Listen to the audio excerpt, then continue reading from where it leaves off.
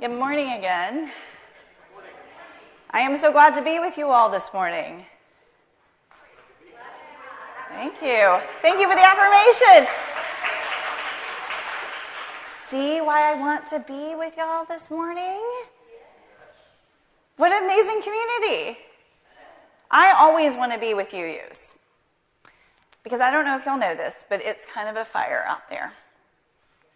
There is so much violence, so much hate, so much bigotry, fascism on the rise, Christian nationalism is getting the headlines every day.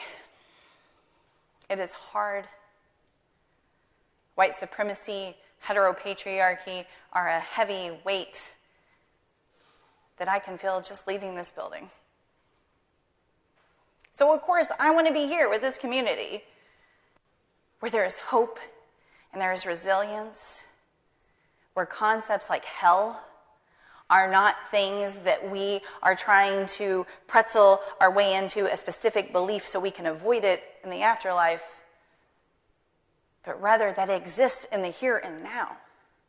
That heaven and hell are human creations that require a human response. Yes, that is the community I want to be with all the time. I need y'all. You need each other. We need each other. Thank you.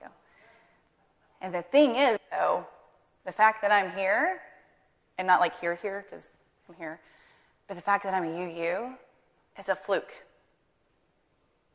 You see, I was raised fundamentalist Christian, and when I was a young adult, I said, no, thank you. I won't be taking that shame anymore. And I was done. Just done with religion. They now call us the nuns or the duns. I was a little bit of both, some backsliding, but mostly I was just done with religion. And then a friend said, hey, I'm going to have a petition at this church on Sunday morning asking the school district to treat queer kids well. A novel idea indeed.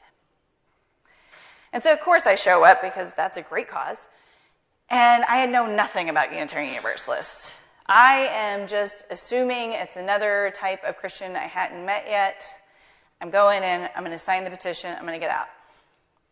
But I go in and I sign the petition, and the music is not like music I'd heard before. I'm like, what's up with these Christians? So I go into the sanctuary, and I'm like, I'm going to find out, because I am curious, which makes me a natural candidate for being a Unitarian Universalist. And the minister was queer. The minister was queer, and that's probably not a big deal to y'all, but to me, who had only heard bad things about who I was from the pulpit, to see someone at the pulpit who was queer, I never had so much instantaneous healing as I had in that moment. And then he was talking about all the ways that white supremacy and heteropatriarchy were present in our society. All the ways that it caused harm. I had a name to all of that weight I was carrying. And then he said, our responsibility is to stand against it. To say I fell in love that day is an understatement. I fell hard, and I'm so happy I did. One of the most transformational experiences of my entire life. And when I think about it, it scares me that it was such a fluke. You know, we have a reputation as being the best kept secret, right? It's not as cute as it sounds. Because there are people in this world that were like me that were completely unconnected and bearing the weight of this world by themselves. Our current Surgeon General says that we have an epidemic of loneliness. He says, and it's not because we're not around each other, because we are. It's that we're not connected to each other. And that creates epidemic rates of mental and physical health crisis. it leads to death for so many people. And of course it does. Bearing the weight of what is out there without connection, that's an impossible ask. So what do? We have this loving religion that has so much potential and possibility. We have these communities of people who come together not because they believe in the same thing. No, you're not like-minded. You're like-hearted. You believe in change. So what do we do when we have this good thing going on, and then we have all this harm? Now, I am a proper pluralist, so just know I don't think that we are the answer for everyone, but we are the answer for many. So what do? First of all, I don't think we need to recreate the will.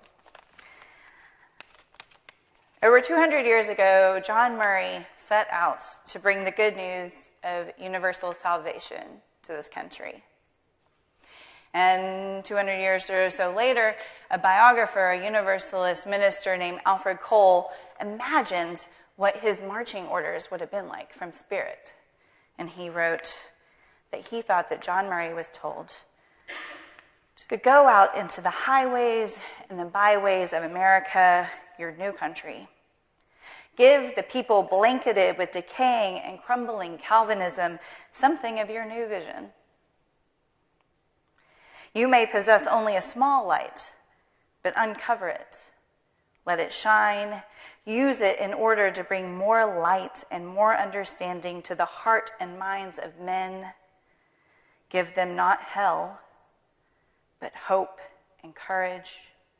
Do not push them deeper into their theological despair, but preach the kindness and everlasting love of God. We could update that a little bit. It needs to be a little updated. But it's pretty convicting, right? People were crushed under the weight of bad theology. They're crushed under the weight of bad theology now. So what are we going to do? I want to address, if any of you are feeling tightness in your chest or your stomach and you're thinking, is this woman asking us to evangelize? Yes, 100%. That is exactly what I'm asking you to do. Yes. And I'm not asking you, go get your hardbound Mary Olivers and take your soapbox out into the middle of the museum district and preach the good news of Unitarian Universalism. That would be weird and probably not very effective. But no, we got to do something different. That tension we need to address that first, right? There is tension because when we think of being evangelical, it's a dirty word, but we're going to use it today because we're brave people. But when we think of being evangelical, it comes with all sorts of imperialism and paternalism. It comes with all sorts of baggage that has led to genocide and slavery and all manners of horrible wickedness. So we have to address that first. But we also have to realize that when we step out of the conversation and we allow ourselves to be the best kept secret there is, we create a vacuum. And what fills the space harms people. So let's reclaim our space. Now, while we are in community as Unitarian Universalists, I'm not in your specific community. And so I don't really know what that looks like for y'all. I wish I had a blueprint. Believe me, I would give it to everybody. But I don't. You're going to have to figure this one out on your own. But I think there are two really important elements. The first is that we have to internalize our identity as Unitarian Universalist. I used to be a health coach, and if someone told me, I'm not a X, I'm not a vegetable eater, or a runner, or a waker-upper before 9 o'clock, or whatever it was, I knew they were not going to achieve their goal. You only protect what you think you are. You will protect your identity, even if it hurts you. You will protect that identity and you will live into it. One of the best examples of this was from a parishioner who told me that for years she would just say, I go to this UU church. And then slowly she started to call herself a Unitarian Universalist. And that led her to the Capitol this last session.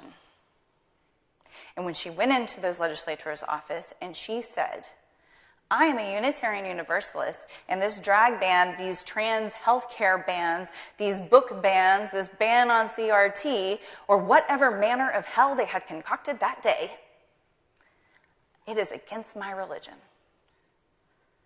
She felt empowered in that moment. And I guarantee you, the staffers in that legislator's office had probably not heard someone come in to say that they were against one of those things and use their faith. Because when we pull back, we let the people that are causing harm to take over the narrative of what is true and good in the name of religion. We can't allow that to happen. So we got to reclaim our identity. And then we got to share ourselves. And I know that that is really uncomfortable in the environment that we live in. You will never hear someone say a but faster than me when I have to tell someone I go to seminary. I go to seminary, but I'm like, cool, right? I'm going to be a minister, but like not that kind of minister. I get it. It is uncomfortable to talk about being religious when we are in a society dominated by religious narratives that are harmful and causing pain. But the thing is, if we've internalized our identity and we've had authentic transformation or experiences, we use our values to lead us further into this world, then why can't we share that?